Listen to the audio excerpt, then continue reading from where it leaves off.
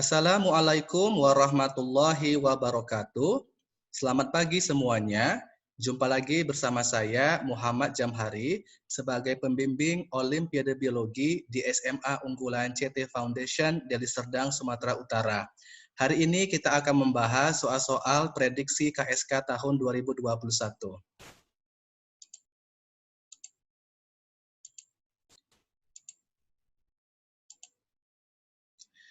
Nah, jadi untuk bidang olimpiade yang kita bahas hari ini adalah biosistematika.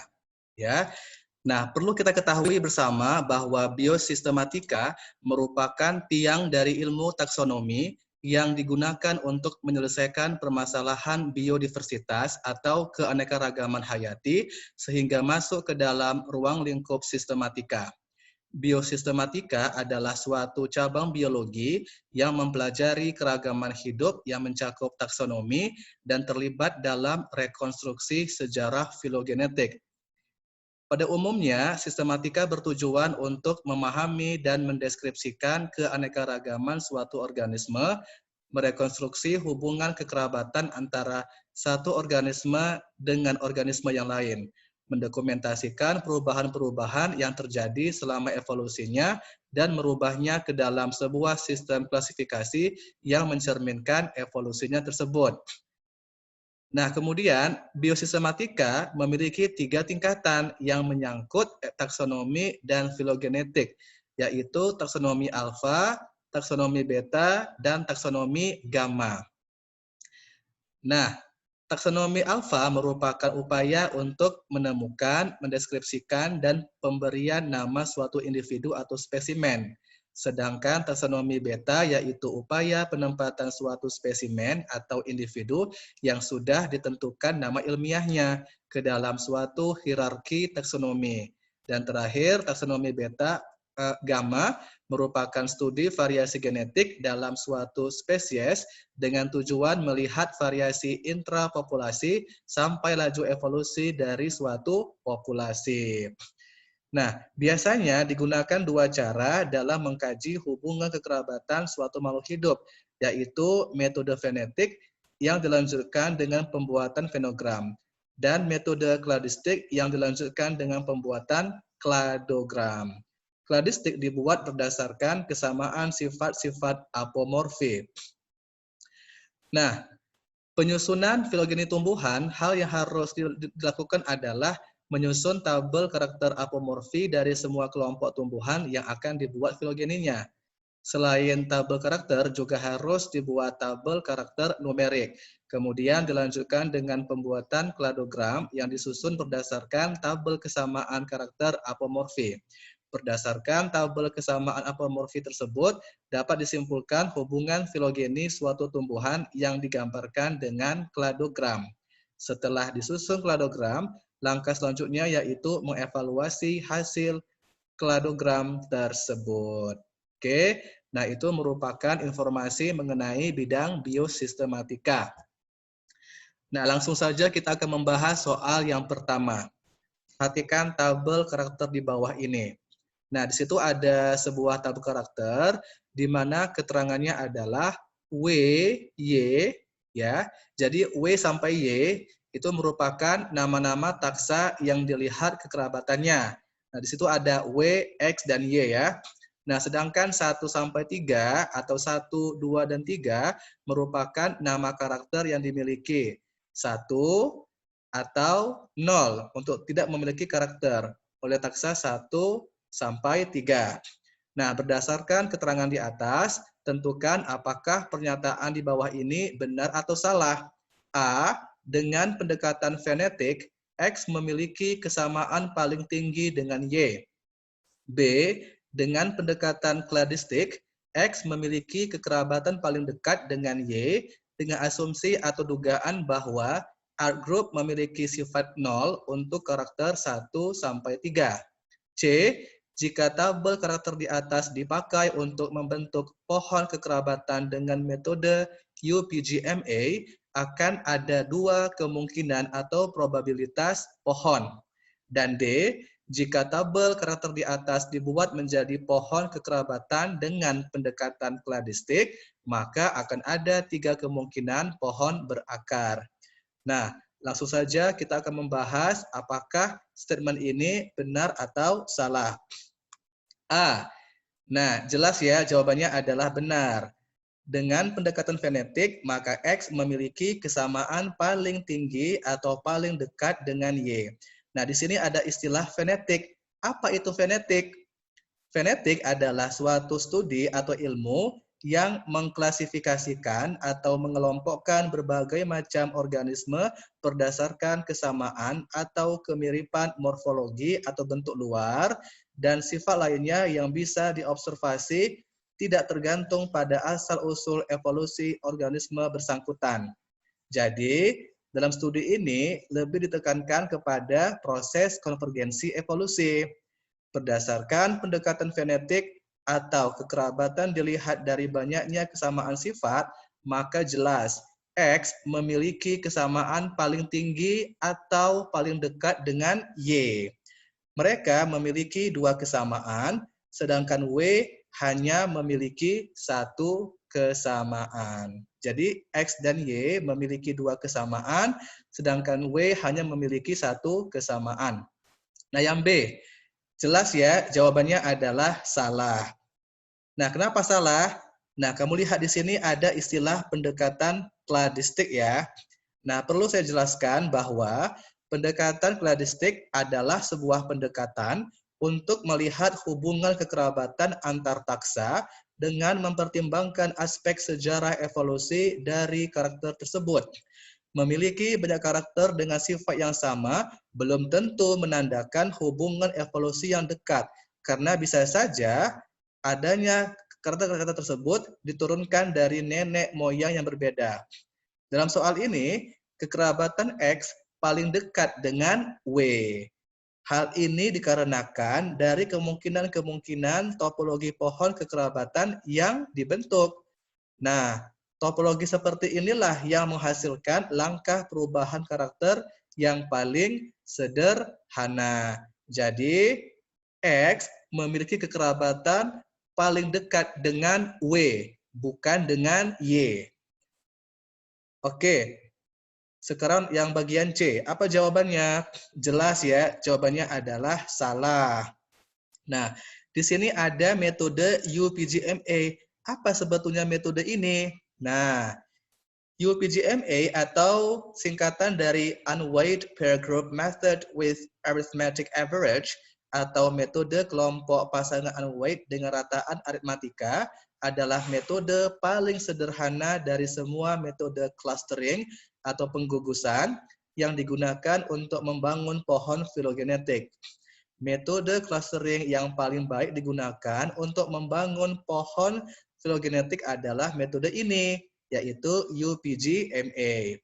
Metode ini merakit 2 kelas terdekat untuk menjadi kelas yang baru ke dalam sebuah klaster setiap waktu sampai semua kelas dirakit menjadi 1 kelas. UPGMA digunakan untuk membangun pohon filogenetik dengan cara yang mirip dengan metode sistem clustering. Perbedaan utamanya adalah formula yang digunakan untuk menghitung jarak kelas. Dengan memanfaatkan clustering, metode UPGMA digunakan untuk membangun pohon filogenetik.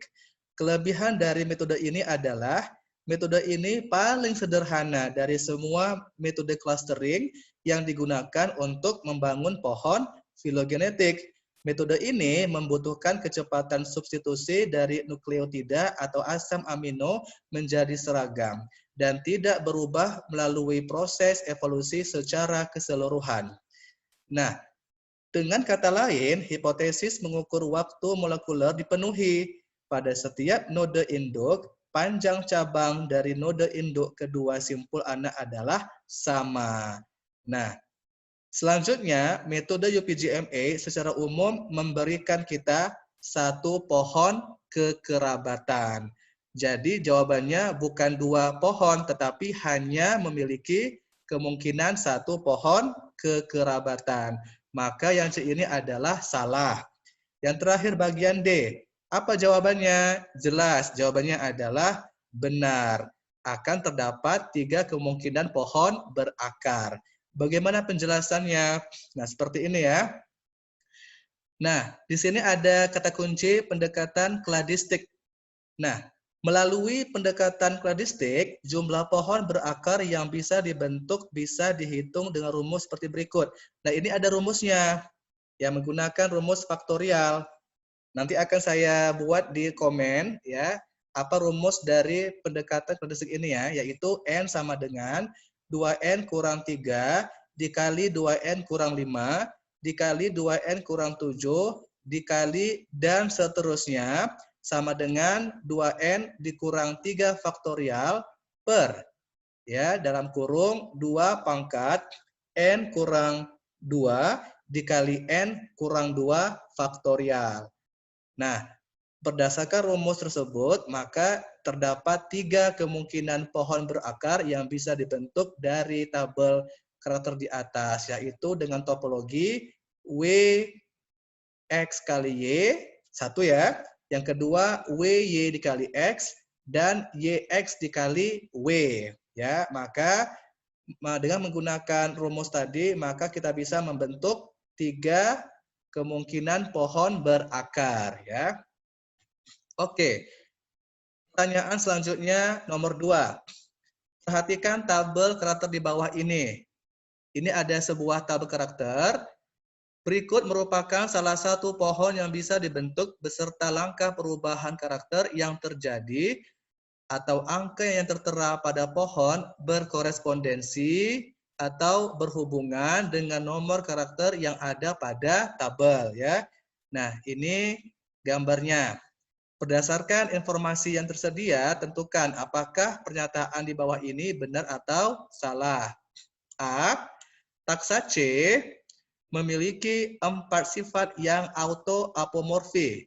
B. Sifat dari karakter 7 yang dimiliki A dan B diturunkan dari nenek moyang yang berbeda. C. Jumlah langkah perubahan yang terjadi pada pohon adalah 10. D. Dari semua bentuk pohon yang mungkin dibentuk, pohon di atas bukanlah yang paling parsimoni. Nah, langsung saja kita bahas jawabannya ya. Yang A. Jelas, jawabannya adalah salah. Ya. Nah, salah. Jadi sebetulnya taksa C ini bukan bersifat autoapomorfi. Mengapa? Nah, autoapomorfi merupakan sifat turunan yang hanya dimiliki oleh satu taksa saja. Sedangkan C memiliki 3 sifat yang autoapomorfi, yaitu sifat 1 untuk karakter 2 sampai 4. Adapun sifat karakter 5 yang dimiliki oleh C yaitu 0, yaitu merupakan karakter yang plesiomorfik ya. Nah, jadi jawabannya bukan 4 sifat ya, melainkan 3 sifat. B. Apa jawabannya? Benar. Nah, jadi benar sifat dari karakter 7 yang dimiliki oleh A dan B diturunkan dari nenek moyang yang berbeda. Nah, sifat dari karakter 7 yang dimiliki oleh A dan B yaitu 1, merupakan sifat yang berevolusi secara independen atau bebas. Sifat ini tidak diturunkan dari nenek moyang yang sama. Berarti dia diwariskan dari nenek moyang yang berbeda. C. Jawabannya adalah salah ya. Nah, bukan 10, tapi 9. Nah, jumlah langkah perubahan yang terjadi pada pohon adalah 9, bukan 10 ya. Yang D. Jawabannya adalah benar. Nah, dari semua bentuk pohon yang mungkin dibentuk, maka pohon ini bukanlah yang paling parsimoni. Nah, terdapat 3 pohon yang mungkin dibentuk. 2 pohon lain memiliki topologi sebagai berikut. A, C dikali B, dan A, B dikali C. Pohon yang paling parsimoni adalah pohon dengan topologi A, B dikali C. Ya, dengan total perubahan langkah sebanyak 8. Jadi betul jawabannya adalah benar ya yang bagian D ini. Oke, kita masuk pertanyaan terakhir nomor 3. Perhatikan pohon kekerabatan di bawah ini. Tentukan apakah pernyataan di bawah ini benar atau salah mengenai pohon di atas. Ya. A. Warna merah pada gambar 2. Ini ya, warna merah pada gambar 2 menunjukkan kelompok yang terdiri dari hanya sebagian keturunan A saja. B. Warna biru pada gambar 3, ini ya, warna biru pada gambar 3 menunjukkan kelompok yang parafiletik. C. Pohon pada gambar 1, 2, dan 3 memiliki topologi yang berbeda atau tidak sama. D. Warna biru atau ungu pada gambar 1 menunjukkan kelompok yang monofiletik. Oke ya, kita bahas jawabannya. Apakah benar atau salah? Yang bagian A, jelas ya jawabannya adalah B, benar. Nah, warna merah pada gambar 2 ini menunjukkan kelompok yang terdiri dari hanya sebagian keturunan A saja. Nah, mengapa? Karena keturunan A mencakup B hingga K. Ya, warna merah merupakan kelompok yang parafiletik, yaitu kelompok yang hanya memuat satu nenek moyang, dalam hal ini A saja, dengan hanya sebagian keturunannya. Oke, yang B, jawabannya adalah salah ya. Nah, kamu lihat di sini, warna biru pada gambar 3 menunjukkan kelompok yang polifiletik karena tidak mencakup leluhur bersama paling muda dari D, E, G, H, yaitu B. Ya, ini. Ya. Jika B tergabung dalam kelompok tersebut, maka mereka menjadi kelompok yang monofiletik. Nah, kelompok monofiletik dalam kelompok ini terdapat leluhur sama dan semua keturunannya berada dalam kelompok ini. Kemudian kelompok parafiletik yaitu kelompok terdapat leluhur yang sama, tetapi hanya sebagian keturunannya yang dimasukkan. Sementara sebagian lain dimasukkan dalam kelompok yang berbeda. Sedangkan kelompok polifiletik, nah dalam kelompok terdapat beragam organisme tanpa leluhur yang sama. Atau dengan kata lain berasal dari 2 atau lebih leluhur. Itu merupakan pengertian dari kelompok monofiletik, parafiletik, dan polifiletik ya. Jadi B jawabannya salah. Yang bagian C, apa jawabannya? Jelas ya, jawabannya adalah salah. Kenapa? Karena pohon pada ketiga gambar ini merupakan pohon dengan topologi yang sama. Jadi gambar 1, 2, dan 3 ini dia memiliki topologi yang sama atau tidak berbeda. Yang terakhir bagian D. Jelas ya jawabannya adalah benar. Warna biru atau ungu pada gambar 1 ini menunjukkan kelompok yang monofiletik, yaitu kelompok yang terdiri dari satu nenek moyang, dalam hal ini B, beserta seluruh keturunannya. Oke, nah itu merupakan pembahasan soal untuk bidang biosistematika. Nanti kita akan membahas soal-soal yang lain. Oke, terima kasih atas perhatiannya. Wassalamualaikum warahmatullahi wabarakatuh.